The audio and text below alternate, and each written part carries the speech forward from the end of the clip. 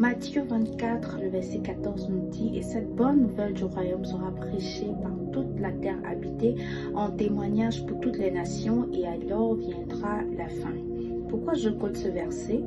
Parce que beaucoup de personnes se posent la question de savoir si elles ont capacité ou qualité de prêcher la parole. Je veux dire ici que lorsque Jésus disait cette parole, il savait effectivement qu'il s'adressait à des êtres humains. Il savait que cette bonne nouvelle du royaume ne pouvait être prêchée que par les êtres humains. Ce ne sont pas les pierres qui vont parler de Dieu à votre place, mais c'est bien vous.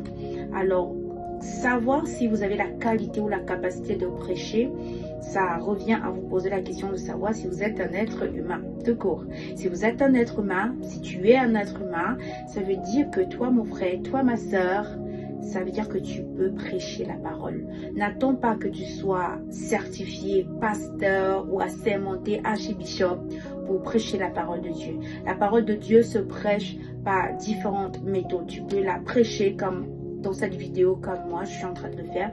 Tu peux également la prêcher par des actions. Et je tiens à dire que les actions portent mieux que les paroles. Parce que la Bible déclare que c'est à leurs fruits que vous les reconnaîtrez. Dans tout ce que tu fais, dans tout ce que tu entreprends, tu pourrais prêcher la parole de Dieu. Tu es un disciple de Christ. Lorsque tu as reçu le Christ, tu deviens un disciple. Donc ta vie, ton mode de vie, ta manière de te comporter en société ou même en famille ou même la manière, les pensées que tu as peuvent te dire si tu prêches la parole, si tu reflètes la parole.